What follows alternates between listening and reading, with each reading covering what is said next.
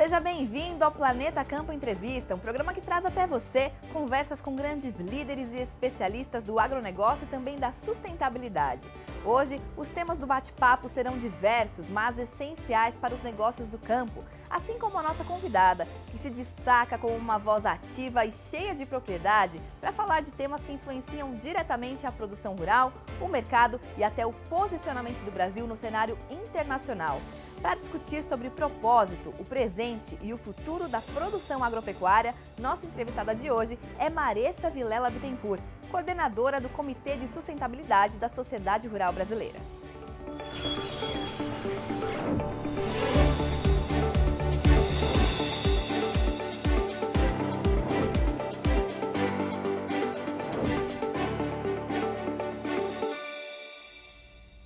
Olá, estamos começando mais um Planeta Campo Entrevista, hoje recebendo aqui no nosso estúdio Maressa Vilela Bittencourt, que é produtora rural e também coordenadora do Comitê de Sustentabilidade da Sociedade Rural Brasileira. Maressa, seja muito bem-vinda aqui ao Planeta Campo. Obrigada pelo convite, é uma honra estar aqui no Planeta Campo com você e conversando com seus espectadores. A honra é toda nossa de te receber e eu quero começar entendendo um pouquinho mais da sua história, né, com o agro, uma história que envolve sucessão, começou com reflorestamento, esse interesse pelo cuidado com a terra. Então, eu queria que você contasse pra gente como é que tudo isso se conecta na sua trajetória. Bom, eu venho de família, tanto por parte de pai como parte de mãe, que sempre trabalharam com a terra, produtores rurais, produtores de café, usina de açúcar. Então, eu tive a oportunidade desde criança de estar na fazenda.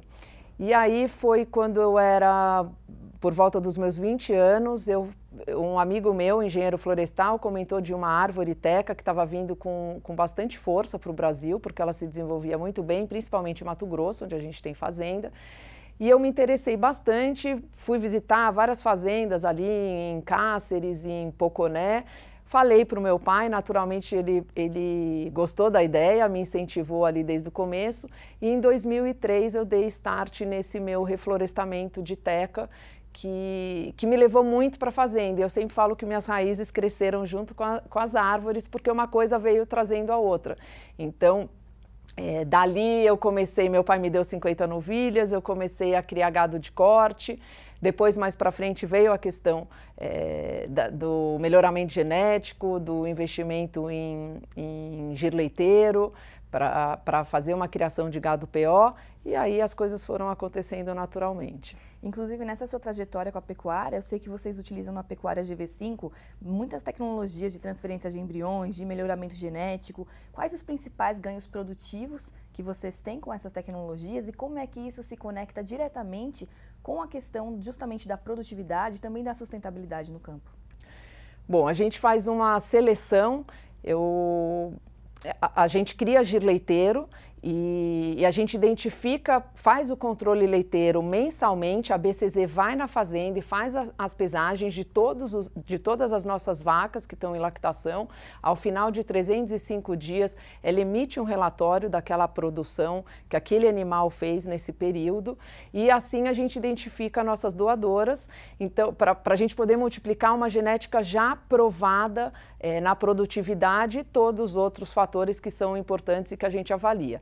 Então, a gente faz a aspiração dessas doadoras, vai para o laboratório onde é feito a fertilização in vitro, a FIV, usamos os melhores sêmens disponíveis no mercado, muito A2A2, o nosso rebanho é totalmente direcionado para o leite A2A2, e aí a gente volta com os embriões para a fazenda, a gente faz as transferências de embrião nas receptoras, que é a nossa reposição, e também nas novilhas que a gente vende, que a gente disponibiliza. Então, nosso carro-chefe hoje é girolando, meio sangue, prenha de embrião.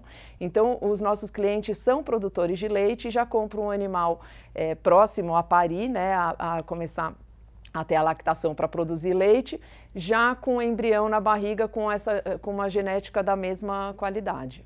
Muito bacana. E aí, só para completar aqui tua pergunta, qual é o ganho nisso, em sustentabilidade, em tudo? O melhoramento genético ele é extremamente importante, porque hoje, se você vê a média nacional de produção de leite, ela é baixíssima. Então, tem produtores de leite que tiram leite de um animal e produzem 5 litros, 4 litros. E quando você dá um salto com essa genética, você pode produzir 20 litros, 25, 30, até mais, 35, recorde recorde nacional é até de uma Girolando meio sangue, mas daí não é uma coisa real que o produtor vai ter ali.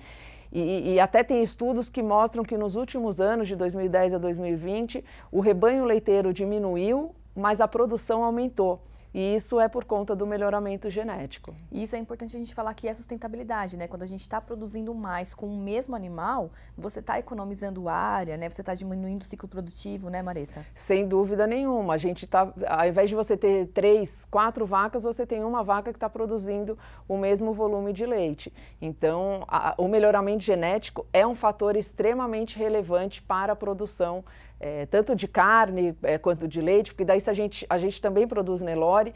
Na questão da carne, ao invés de você esperar, né, antigamente você tinha um animal com um acabamento com 35 meses, até mais. Hoje em dia você já consegue rodar muito mais rápido e tem mais produtividade. Com certeza. E agora eu queria, você falou do leite A2, explica um pouquinho para o público também, né, qual que é a importância desse tipo de leite, né? Ele tem ali uma questão totalmente vinculada à saúde humana também, né, a questão de alergias. Para explicar de uma forma bem simples, o leite A2 é um leite que o ser humano faz uma digestão com mais facilidade. O nosso organismo quebra a proteína, a caseína, quando ela é A2, muito mais fácil do que quando é A1, A2. E é importante dizer que é diferente da lactose, porque às vezes as pessoas confundem um pouco. Então, lactose é uma proteína, caseína é outra proteína. E aí existe, de fato, pessoas que realmente são alérgicas e elas daí podem tomar esse leite que não vai ter alergia nenhuma e nenhuma complicação.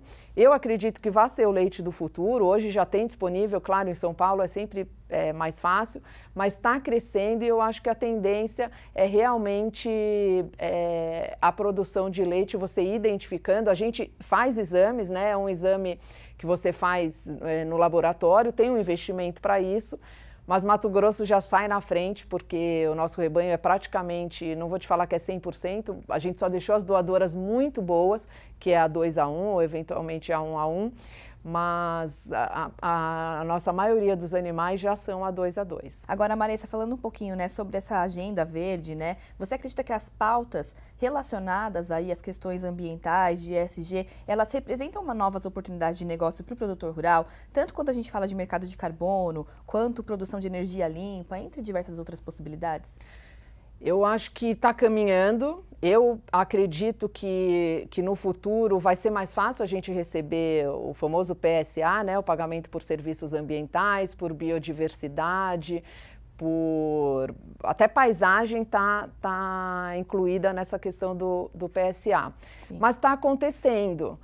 Por exemplo, eu também sempre falo, a gente tem fazenda na Amazônia, no Mato Grosso, que é ali na divisa do Cerrado para a Amazônia. A gente produz em 20% e tem 80% de reserva. A gente paga imposto por 100, por tudo. Então eu falo, imagina você ter um hotel com 10 andares e você só pode usar 2, mas você faz a manutenção, você paga os impostos, você faz tudo dos 100, dos 10. Uhum. Então, o verde nunca esteve tão próximo do comércio, do comercial. Acho que isso veio para ficar e só vai ser cada vez mais presente.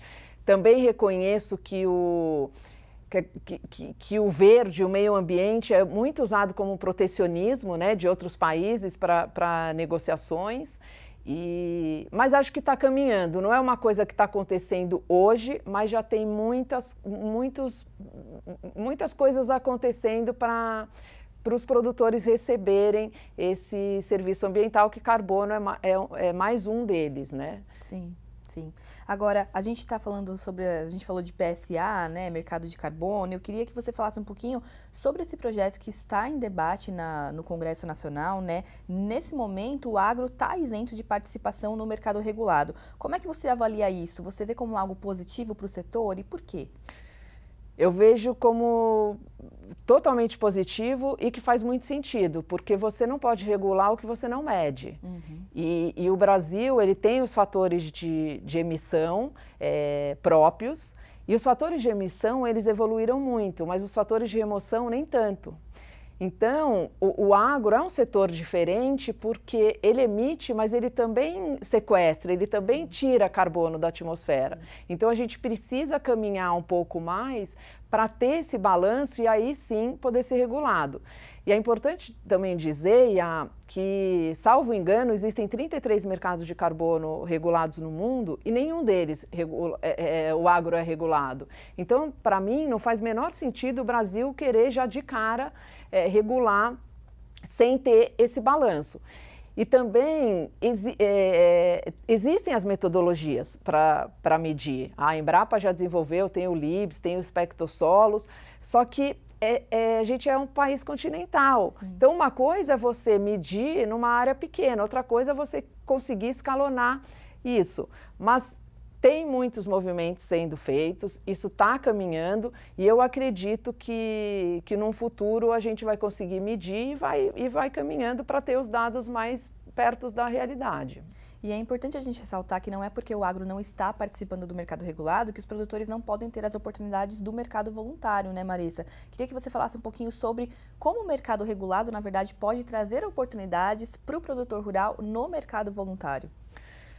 Sim, o mercado, hoje em dia o carbono é o tema mais falado, né? Assim, todo lugar que você vai sempre tem a questão do carbono, mas muito do mercado voluntário que acontece, ele não é que ele está ligado ao agro, é o mercado ligado à energia. Então, se você deixa de usar uma energia suja e você começa a usar uma energia limpa, que daí o Brasil é líder do mundo, é o país que a energia é mais limpa, você consegue ter esse carbono para você comercializar. Então, ainda não está acontecendo, a gente escuta muito falar, um fala, o outro fala, mas eu, pelo menos, não conheço alguém que faça uma venda e consiga validar, até porque tem uma questão que você não tem uma certificadora. Eu, particularmente, acho um absurdo que a gente está no Brasil, num país com esse potencial e tudo, e a gente depende de uma certificadora de fora para validar o projeto. É muito caro, então às vezes você tendo uma área pequena você não consegue. Hoje existem já alguns movimentos para tentar juntar alguns produtores de uma região para poder viabilizar esse mercado. E tem ali o RED, que esse de fato já aconteceu, que é mais por um carbono evitado, né? Que você tem a floresta, você deixa de desmatar e aí você recebe. No entanto, no Brasil, uma tonelada de carbono vale 10, no mercado regulado da Europa vale 100. Então, é um assunto que chegou com muita força nesses últimos anos, 2 anos, 3 anos, e está caminhando. Então, eu vejo como um ponto positivo. E só para concluir, falando diretamente com os produtores rurais, eu acho que o nosso foco não deve ser o carbono. O carbono é uma consequência. Você vai ganhar não porque você vai vender uma tonelada de carbono por 10 ou por 20 dólares. Você vai ganhar porque ao invés de você produzir 40, 50 sacas de soja, você vai estar produzindo 70, 80. Sim. Então, o carbono é vida, o carbono é consequência de você ter uma maior produtividade. Então, hoje o foco eu acho que tem que ser em você ser mais eficiente. E se você puder documentar isso, por exemplo, você tem uma área degradada e você vai transformá-la em produtiva, você pode sim fazer, se você tiver disponibilidade desse recurso, fazer uma análise de solo, aí fazer a propaganda aqui do laboratório IBRA, que tem uma parceria com a Embrapa Solos, que você tinha X de carbono no solo, mas fazendo essa transição para ela ser uma área mais produtiva, você adicionou carbono naquela mesma área. E aí sim você vai conseguir fazer um projeto e daí transformar isso num ativo financeiro. Muito bom. Marissa, vou te pedir uma licença agora para a gente fazer um rápido intervalo, mas daqui a pouquinho nós já estamos de volta com esse bate-papo tão bacana aqui com Marissa Vilela Bittencourt.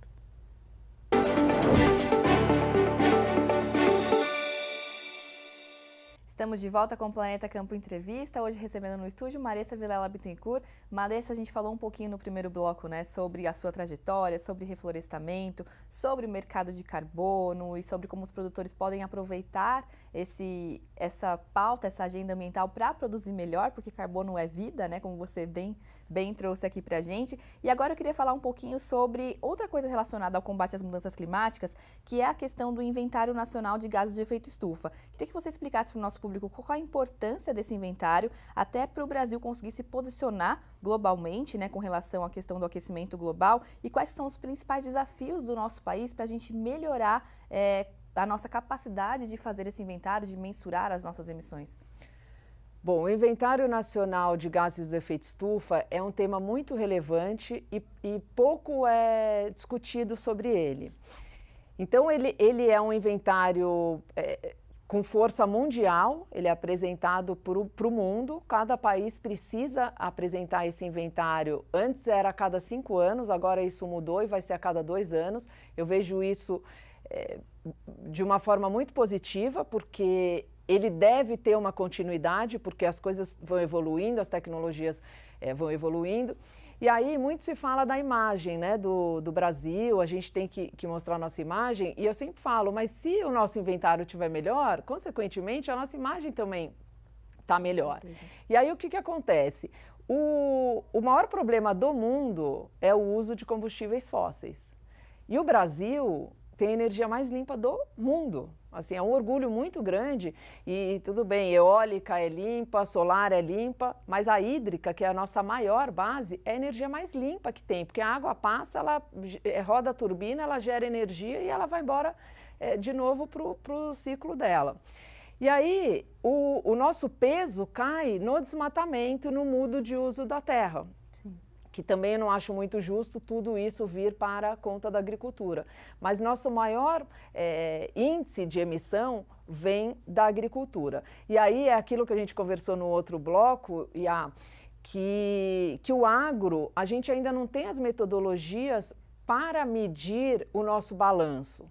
Então, de 2010 a 2020, o Plano ABC transformou 50 milhões de hectares, que é uma área muito representativa, de área degradada à área produtiva. Isso quer dizer, ela adicionou e colocou muito carbono no solo. Isso não foi contemplado no inventário. Então, assim, a gente não está representado de uma forma real. Isso precisa evoluir. Por isso que ali na sociedade rural brasileira, a gente tem essa discussão, inclusive agora, dia 11, a gente vai conversar, colocar na mesa o MAPA, o Ministério do Meio Ambiente, o Ministério de Ciências e Tecnologias, o Itamaraty, que é o Ministério de Relações Exteriores, junto com a academia, com a FGV, com o Secarbon, com a Faculdade de Alagoas, representada pelo Stoécio, que foi o coordenador do último inventário na parte do agro, justamente para tentar contribuir nessa agenda que eu percebo que o Brasil tem muitos dados, de fato, mas eles ficam, às vezes, um pouco soltos e falta um pouco essa conversa, sabe? Vamos reunir, vamos ter uma governança. E aí a nossa ideia é trazer a FGV, de repente, para fazer essa governança, e o nosso intuito é contribuir com essa construção para a gente estar cada vez mais com essa informação real, e avançando, mas ir colocando essa informação do que a gente emite e do que a gente remove para a gente ter um balanço. E, por fim, o mundo todo, como eu falei ali no primeiro bloco, o mundo chama muita atenção para o meio ambiente, mas é importante dizer que o problema dos gases do efeito estufa é o uso de combustíveis fósseis. Sim. Né? Então, assim, a agricultura... A participação no Brasil nesse todo é mínima, né? É mínima. E outra, a gente está falando de um setor que é necessário para a vida existir, né? A gente está falando de uma segurança alimentar.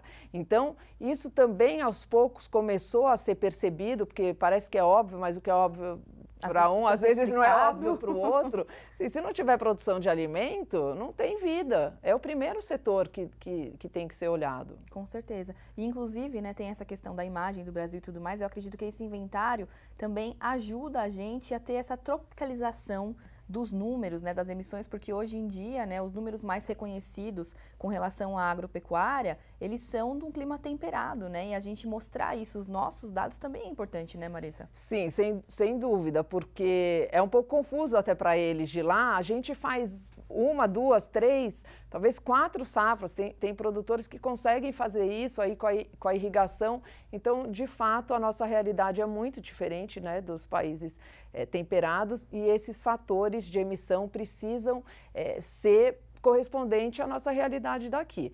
Mas existe já esse trabalho, o mais importante é saber que a gente está caminhando e aí a Rural está contribuindo e está chamando essa agenda para sentar na mesa e ver o que pode ser feito da melhor maneira. Perfeito. Marissa, você também é diretora de comunicação da NFA, o Núcleo Feminino do Agro. Então, como é que vocês vêm promovendo essa questão da participação, do reconhecimento das mulheres no campo? Queria que você falasse um pouquinho sobre isso. Bom, o NFA é um grupo que eu tenho um amor muito grande. Na verdade, é uma associação, nem todo mundo sabe, mas é a primeira associação de mulheres que existe no Brasil. Ela foi criada em 2010, então já está aí há uma longa data. Sim. É muito sólida, é um grupo pequeno, e às vezes até questionado que são 32 mulheres, mas tem um lado muito positivo, porque a gente é muito próxima uma da outra e o objetivo do grupo é troca de conhecimento, é ter um amparo, né? O agro hoje em dia tem muitas mulheres inclusive extremamente capacitadas e competentes e que eu admiro muito, mas lá atrás não. Então foi um lugar de apoio e de união que vem ao longo desses anos todos com muita, assim, é um grupo muito competente, assim, muito profissional. A gente discute onde a gente está, onde a gente quer chegar e o objetivo é sempre trocar essa experiência. De vez em quando abre para novas integrantes, que acho que isso é importante também. Já mulheres aí falando da Rural, mulheres de muita representatividade passaram por lá. A Teca Vendramini era do NFA, já foi inclusive presidente.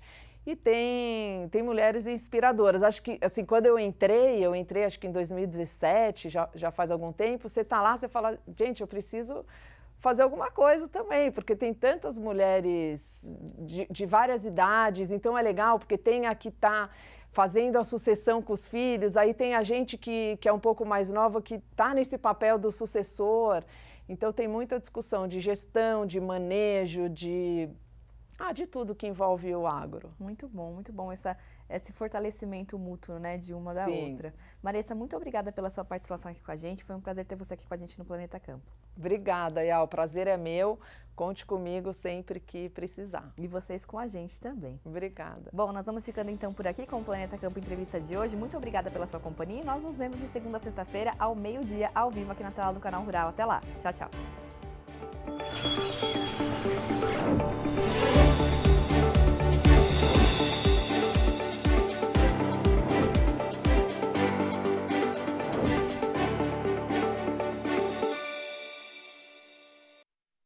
Planeta Campo, patrocínio. JBS, há 70 anos alimentando o que alimenta o mundo. UPL, reimaginando a sustentabilidade. Apoio, SLC Agrícola, produzindo com eficiência e sustentabilidade. Infinity, gestão de resíduos. Associação Brasileira dos Criadores de Zebu, a BCZ de todos.